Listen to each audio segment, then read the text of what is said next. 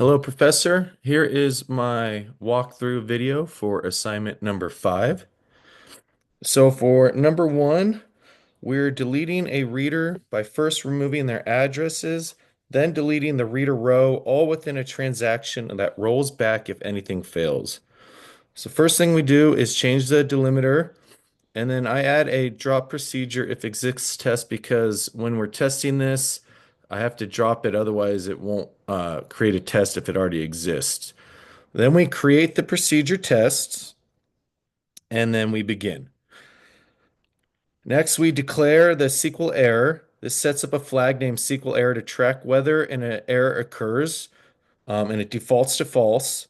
Then we declare a continue handler for SQL exception. If any SQL error happens during the procedure, it sets SQL error to true, so we can decide whether to commit or roll back. Then we start our transaction. This begins a transaction.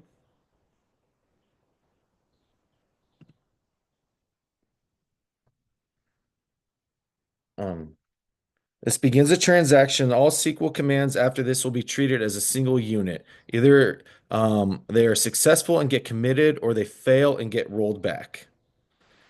Okay, so right here are delete from readers where reader ID equals 8, deletes all addresses that belong to reader ID equals 8.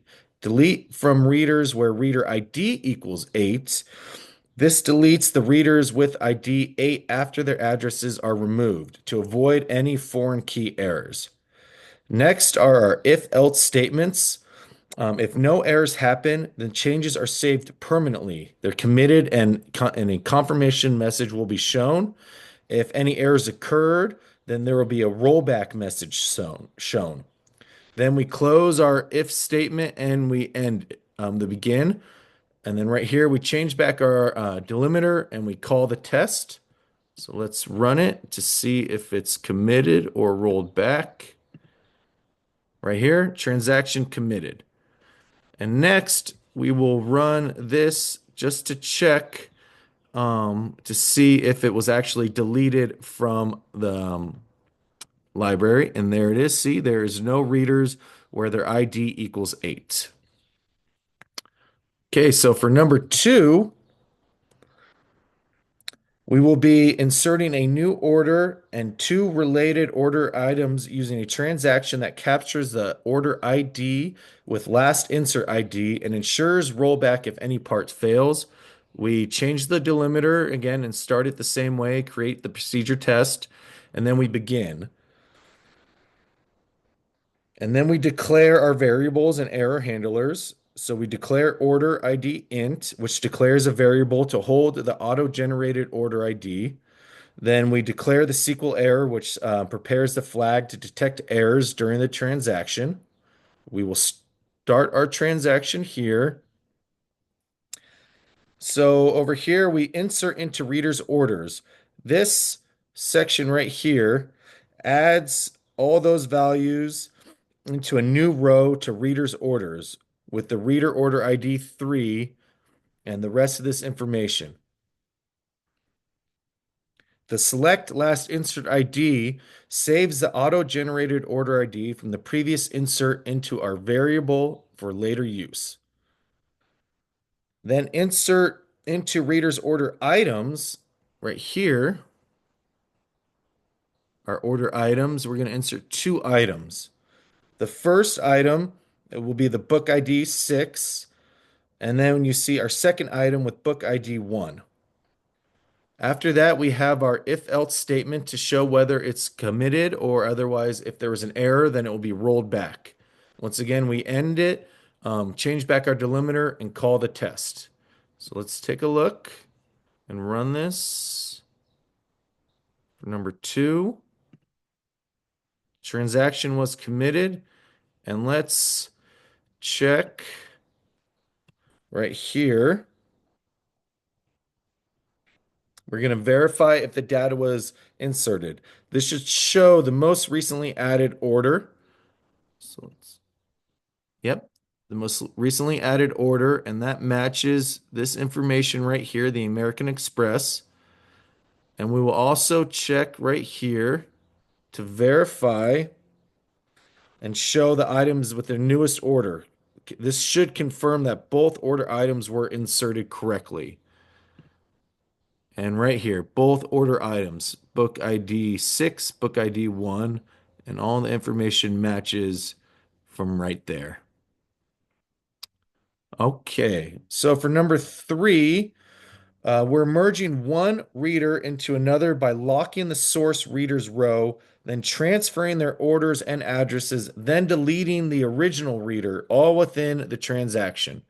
Same setup, change the delimiter, create the test, then start the begin.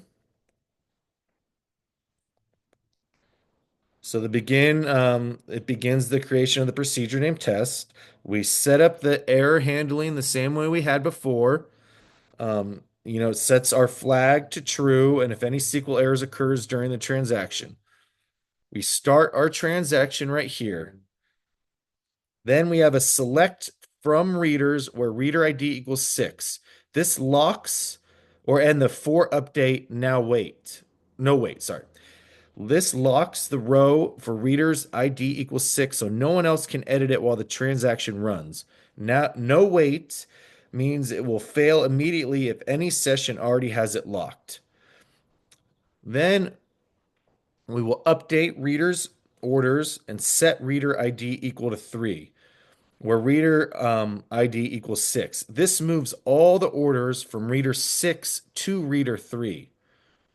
Then we update readers' addresses, set reader ID equals 3, where reader ID equals 6. This moves all the addresses from reader 6 to reader 3. So we move the orders and the addresses.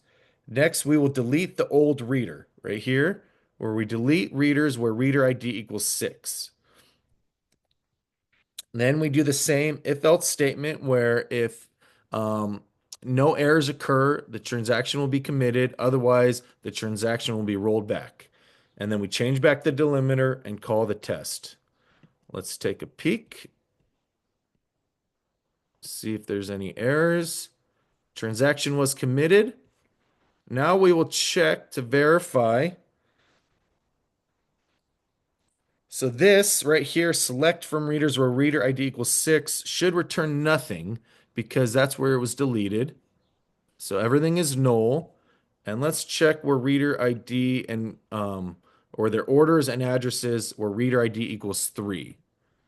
And right here. So they were moved over where reader ID equals 3. And that is the three problems. Thank you, Professor, for a great semester. I really enjoyed learning how SQL databases work. It was really interesting for me. And have a great summer.